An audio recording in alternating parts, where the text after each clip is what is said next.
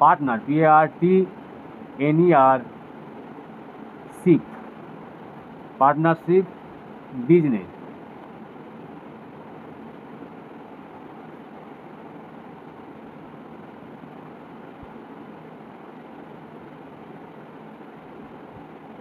অংশীদার কারবার,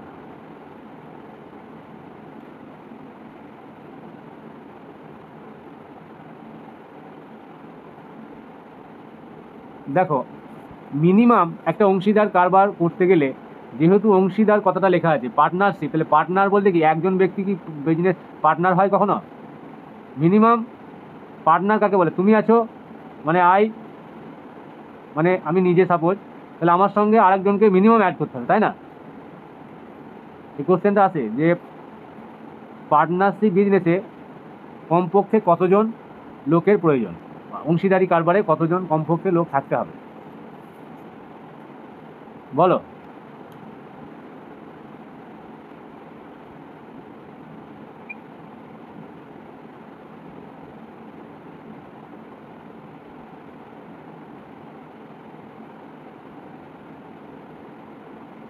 বলো। কমপক্ষে দুজন দরকার। হ্যাঁ, মিনিমাম দুজন লাগবেই।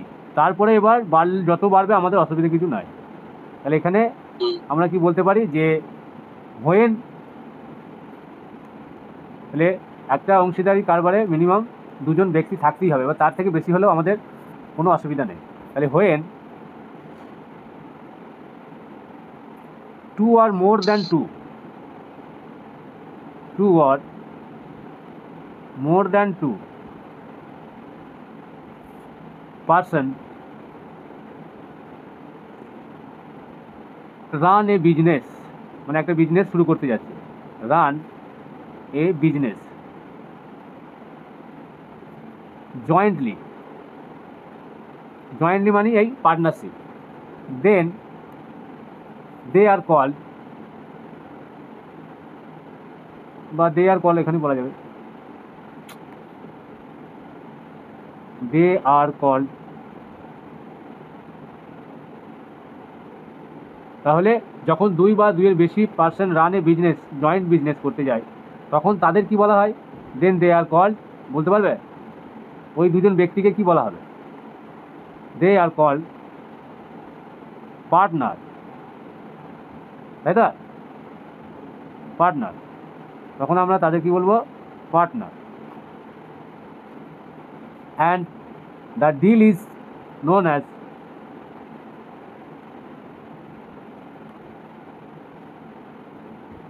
Deal is known as partnership, যেটা এটা।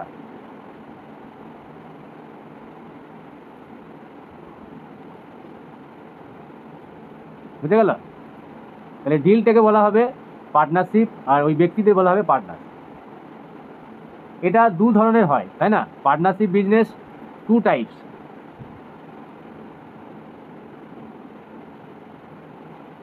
পার্টনারশিপ বিজনেস 2 টাইপসের হয়। এটা পরের পেজে লিখছি, এটা 2টো টাইপের হবে। আমি এটাকে একটা এ বললাম, একটা বি বললাম। 1 নম্বর হচ্ছে সিম্পল,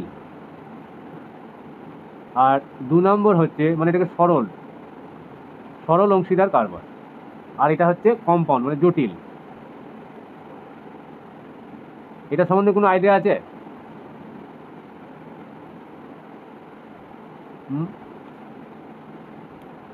একটা সরল পার্টনারশিপ বিজনেস আর একটা কম্পাউন্ড মানে জটিল পার্টনারশিপ বিজনেস, এটা সম্বন্ধে কি তফাৎ বলো? এটার মধ্যে কি তফাৎ আছে? বলছে ইট ইজ, দেখবে 3 জন ব্যক্তি এ বি সি, 3 জন আছে, নাম সাম যদু হয়তো, তাই এরা প্রত্যেকে 1 বছরের জন্য টাকা ইনভেস্ট করেছে। এ হয়তো 10,000, এ 20,000, এ 30,000। তাহলে প্রত্যেকেই দেখো 1 ইয়ারের জন্য ইনভেস্ট করেছে।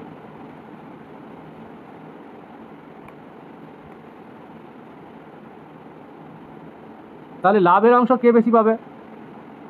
আমরা সিম্পল দেখেই বলে দিচ্ছি, যার ইনভেস্টমেন্ট বেশি সে লাভের অংশ পাবে, কারণ সমান সময় ধরে প্রত্যেকের টাকা খেটেছে। তাহলে এর 1 বছরে টাকা খেটেছে 10,000, এর 1 বছরে খেটেছে 20,000, আর এর 1 বছরে খেটেছে 30,000। আমরা কি জানি যে মূলধনের অনুপাত, তাই তো? মূলধনের অনুপাত, তাহলে প্রত্যেকের মূলধনের অনুপাত 1, 2, 3 হবে। ABC এর রেশিওগুলো বার করেছি, 4টে করে শূন্য বাদ দিয়ে দাও, তাহলে 1:2:3। তাহলে রেশিওর অনুপাতে কী হয়, সবসময় লভ্যাংশটা ভাগ হয়, তাই তো? এটা আমরা জানি। লভ্যাংশ অনুপাতে এই অংশীদারি কারবার যে সমস্ত কোশ্চেনগুলো হয় বা যার নিয়ম, তাতে করে কি হয় যে মূলধনের অনুপাতটা লভ্যাংশটা পায়। মূলধনের অনুপাতে লভ্যাংশটা কি হয়, ভাগ হয়। লভ্যাংশের অনুপাতে মূলধনের অনুপাত যা হবে, তাহলে লভ্যাংশের অনুপাত কি সেম হবে। এইটা আমাদের স্ট্যান্ডার্ড রুল, যে যার মূলধন বেশি হবে সে লভ্যাংশ থেকে সেই পরিমাণ বেশি টাকা পাবে। এই হচ্ছে বিষয়। এবার সাপোজ এই বিজনেসে লাভ হয়েছে, আমি কথাই বলছি, 40,000 টাকা। তাহলে এদের মূলধনের অনুপাত হচ্ছে এইটা। তাহলে এই 40,000 টাকা থেকে এ কত পাবে? তাহলে এ পাবে, আমরা কি করি, এই রেশিওটা দিয়ে কী করি, যোগফল দিয়ে, রেশিও যোগফল দিয়ে কী করি, ভাগ করে দিই। তাহলে 3, 2, 5 আর 1 6, তাহলে নিচেই হলো 6। তাহলে এ মানে তো এইটা, তাহলে ইন্টু 1, তাহলে এই রেশিও অনুযায়ী এইটা পাবে। এটা ক্যালকুলেশন করে যে টাকাটা হবে সে টাকাটা পাবে এ। সিমিলারলি বি এর ক্ষেত্রে কী করি, এই উপরটা দেখো বি মানে 2 নম্বর, তাহলে এ বি সি, বি মানে 2, এইটা শুধু চেঞ্জ হয়ে যাবে। তাহলে 3, 2, 6, দেখো এটা কী হয়ে যাবে, একটু লভ্যাংশটা বেড়ে যাবে, কারণ নিচেই যে 6 ছিল এটা 3 হয়ে গেছে, লবের থেকে হর দেখো কমে গেছে আগেরটা থেকে। তাহলে এই লভ্যাংশ অটোমেটিক বুঝতে পারছি এর থেকে বি বেশি পাবে। সিমিলারলি আবার দেখো যদি 3টা বসিয়ে দিই, এখানে 3টা বসাই, তাহলে এখানে 3, 2, 6 আরও হর কমে যাচ্ছে, তাহলে সি এর অংশটা আরও বেশি হয়ে যাবে। তার মানে লভ্যাংশ থেকে এ যা পাবে তার থেকে বি বেশি পাবে, আর সব থেকে বেশি পাবে সি, যেহেতু সি এর ইনভেস্টমেন্টও দেখো বেশি। এইটা হচ্ছে মূল বিষয়। এবার সরল অনুপাতে আমি চলে আসি। এটা বলতে গিয়ে এগুলো বলা হয়ে গেল। তাহলে এই জায়গাটা আমাদের খেয়াল রাখতে হবে যে মূলধনের অনুপাত যা হবে লভ্যাংশের অনুপাত সেম হবে। তুমি এই যেগুলো বেরোবে লভ্যাংশের টাকাগুলো ওই রেশিও করে দেখবে সেম আসবে, এরকমই আসবে। ঠিক আছে, বেশ। তাহলে এই পেজটা আমি এগুলো মুছে দিই। এই জায়গাটা কনসেপ্ট থাকতে হবে, মানে এই জায়গা থেকে কোশ্চেন হতে পারে ইন্টারভিউ। জিজ্ঞাসা করলো যে মূলধনের অনুপাত সঙ্গে লভ্যাংশের অনুপাত কি সেম?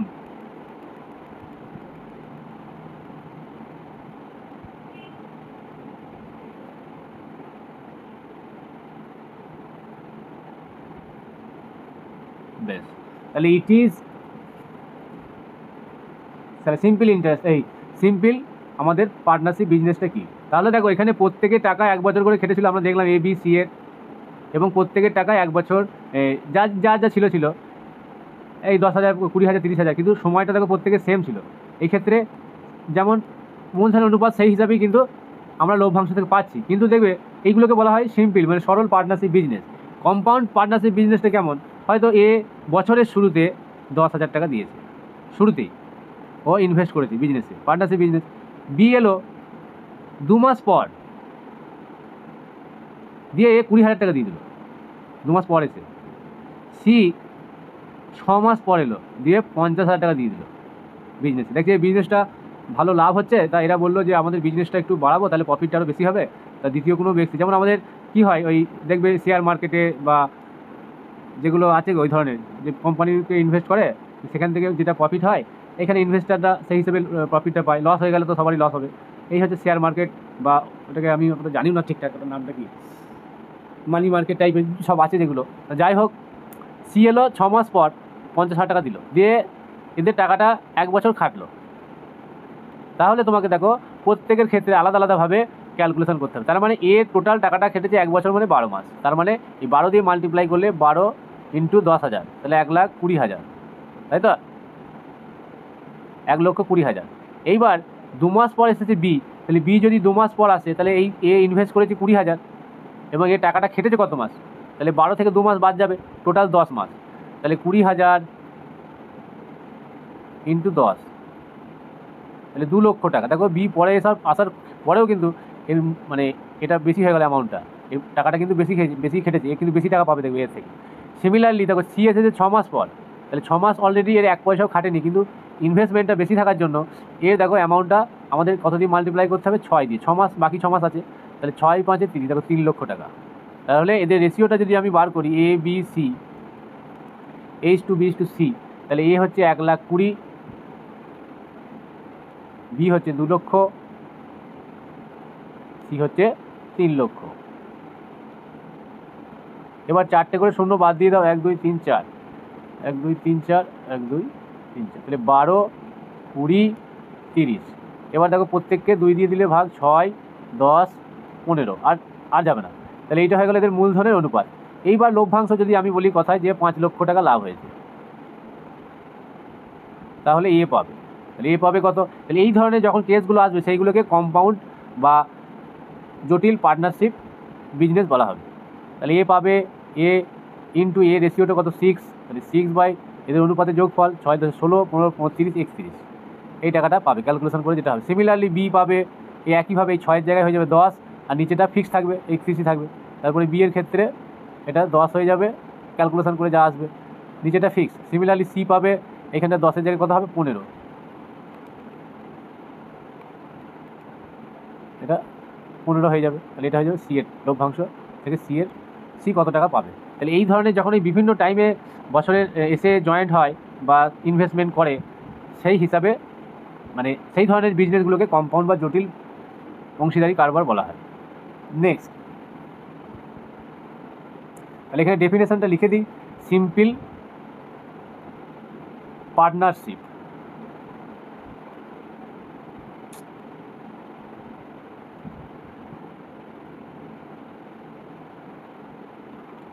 তাহলে সিম্পল পার্টনারশিপ বলতে যদি ডেফিনেশন ধরে তুমি কি বলবে? দেখো, সরল অংশীদার বলতে কি বোঝায়? বলছে if the capitals of the partners, if the capitals of the partners, capital মানে কি? মূলধন, তাই তো? partners are invested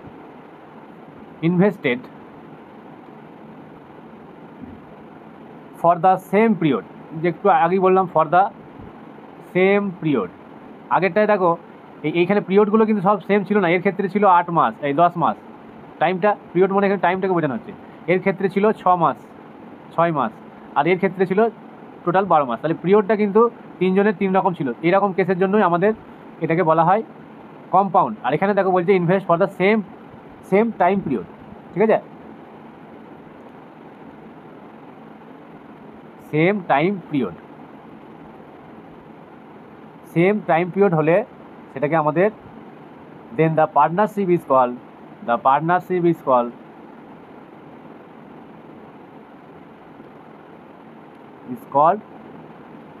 এই সিম্পল পার্টনারশিপ।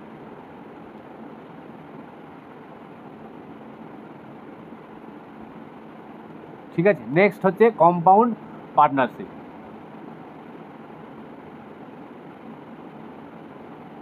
এগুলো অনেক ছোটোতে পড়েছে তো ভুলে যেতে পারো, সেই জন্য আরেকবার রিমাইন্ড করে দেওয়া হবে বা করে দেওয়া হচ্ছে।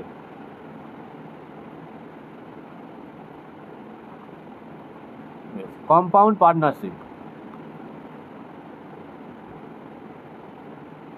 but if the capital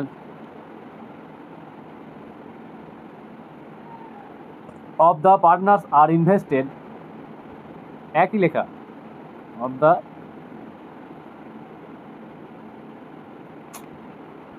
short ফর্মে লিখে দিই, partners are invested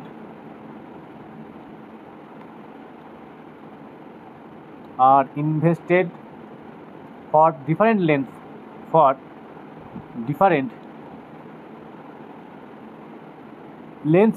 of time. Length মানে এখানে এটা ডিফারেন্ট মানে ভিন্ন সময়ের জন্য। Length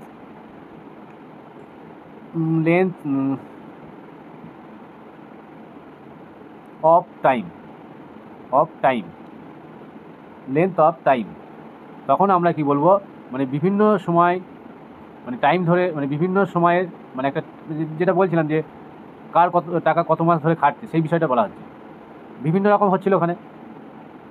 the partnership is called compound partnership. ঠিক আছে, এটাকে সংক্ষেপে সিপি এভাবে ভাবতে পারো, এটাকে এসপি মানে সেলিং প্রাইস নয় কিন্তু, বা কস্ট প্রাইস মিক্স করে দিলে হবে না। বেশ, নেক্সট হচ্ছে একটু আগেই যেটা বলছিলাম, এটা কত নম্বর পয়েন্ট হচ্ছে, এই বি কেসটা মিটলো। যাই হোক, আমি এবার 1 নম্বর দিয়ে শুরু করছি। এখানে ভ্যারাইটি কেসগুলো আছে। Ratio of division of gains, ratio of division of gains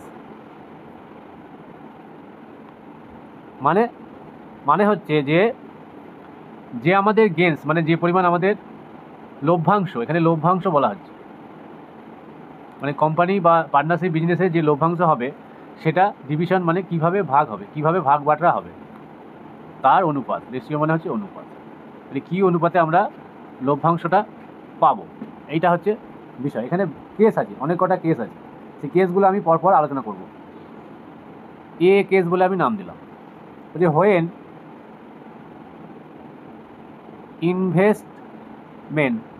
invest, আমি বিষয়টা কিন্তু আগে ক্লিয়ার করে বলে দিয়েছি, আমি এবার লিখছি, ঠিক আছে। Investment of all the partners,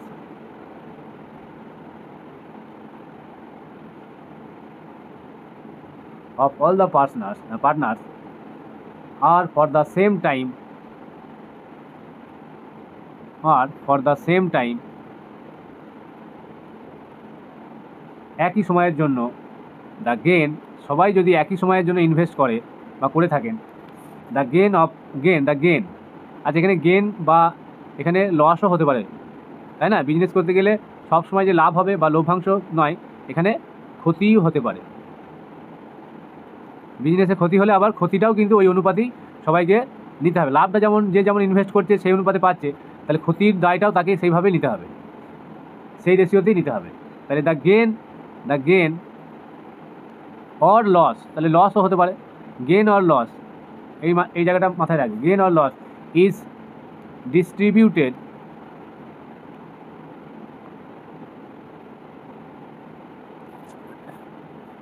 among the partners,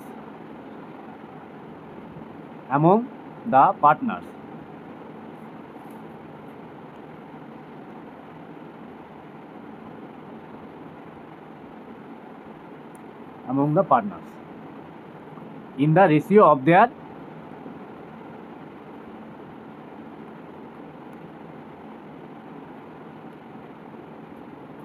investment,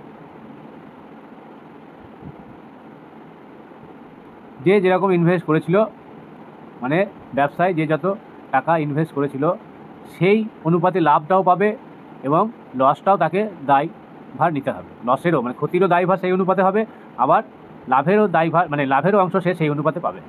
এইটা গেল 1 নম্বর point.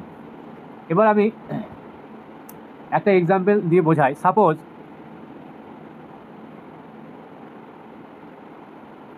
Suppose A and B দুজন ব্যক্তি ইনভেস্ট রুপিস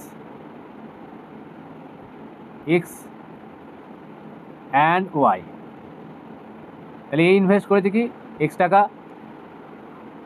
বি ইনভেস্ট করেছে ওয়াই টাকা। সাপোজ এক্সের মান 10,000, ওয়াইয়ের মান 20,000 বা 15,000, যা কিছু হতে পারে রেসপেক্টিভলি।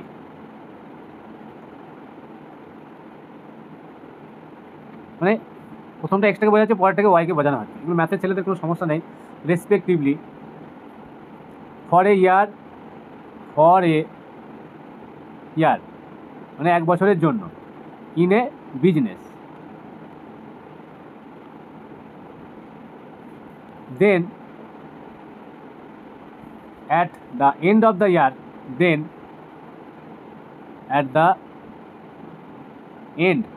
year, বছরের শেষে, এন্ড অফ দ্য ইয়ার হচ্ছে বছরের শেষে।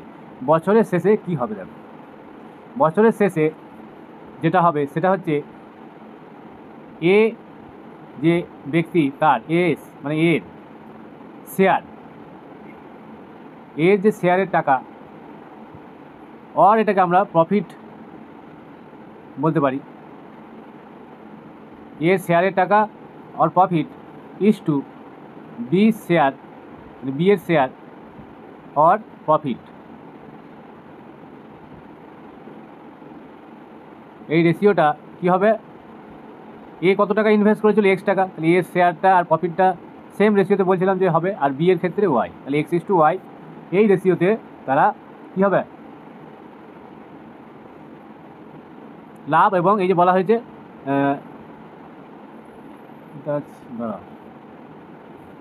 গেন আর লস হয়ে গেল, এই যে হ্যাঁ গেন আর লস, এই যে গেন এবং লস দুটোই, লাভ ক্ষতি, এটা প্রফিটের জায়গায় লসও হতে পারে, এটাও লসও হতে পারে, এই রেশিওতেই হবে। Next point, when investment are for different time period, when investment are different time periods,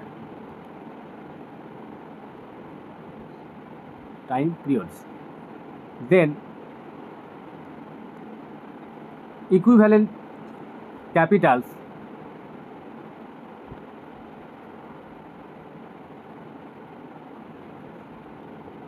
মানে মূলধনটা, equivalent capitals are calculated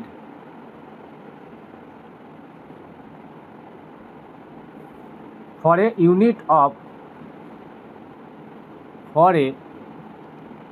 unit of time by taking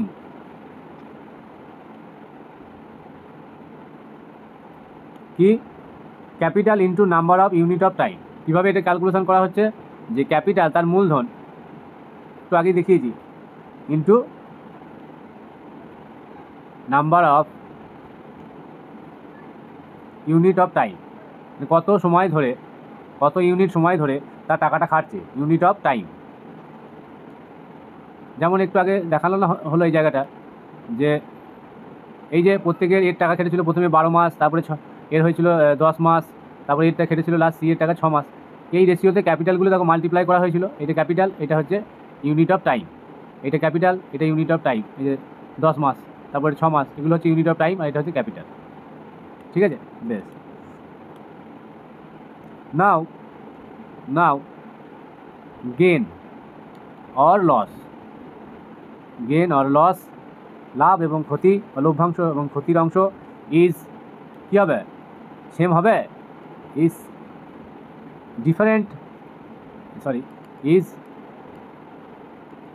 divided, তাহলে gain or loss is divided in the ratio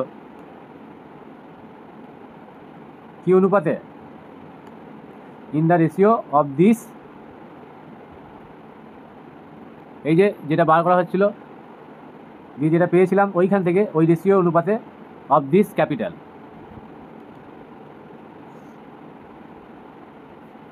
এবার এক্সাম্পলটা দিলে বুঝতে পারবে। Suppose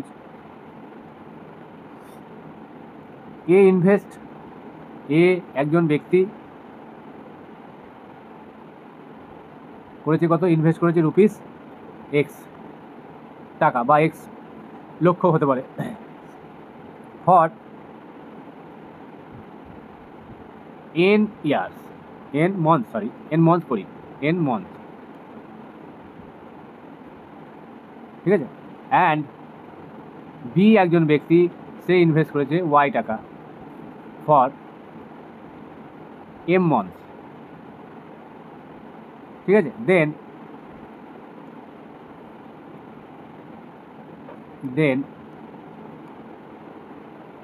S share or profit, এর share কত টাকা খেটেছে, অর প্রফিট বা লস, এই রেশিওতেই পাবে, B share or profit or loss. তাহলে দেখো কি পাবো, এক্স টাকা খেটেছে কি এন মান্থের জন্য, তাহলে এর টোটাল শেয়ার বা ইনভেস্টমেন্ট কত হচ্ছে x into N is to B এর কত খেটেছে ওয়াই টাকা এম মান্থের জন্য, তাহলে ওয়াই এম। ঠিক আছে, এবার এগুলো ভ্যালু দেওয়া থাকবে এক্স এন ওয়াই এম। এই গেল পার্টনারশিপ বিজনেসের বেসিক কনসেপ্টের এবং ফর্মুলাগুলো নিয়ে আলোচনা। ঠিক আছে, আজকে তাহলে এখানেই থাক। টোটাল অ্যালজেব্রা মোটামুটি এই পাটিগণিত শেষ হয়ে গেছে, অ্যালজেব্রাও কভার হয়ে গেছে। থাকছে অ্যালজেব্রার ওই দু একটা আছে ত্রিকোণ, এই কী বলো ওটা, করণীর পোর্শনটা মনে হয় সম্ভবত হয়ে গেছে কি জানি না, বাকি আছে মনে হচ্ছে। করণীর জায়গাটা আছে, পরিমিতিটা আছে, এটা কভার করে দেবো কালকে, মোটামুটি পরিমিতিটা শেষ হয়ে যাবে। আজকে রাতে কিছুটা করাবো, ঠিক আছে সুমন? রাতে তো আপার নেবেন বলছেন। ও হ্যাঁ, আজকে তাহলে হবে না, রাতে ইংরাজিটা পড়াবো, ইংরাজিটা 2টো ক্লাস দেওয়া হয়েছে আজকে।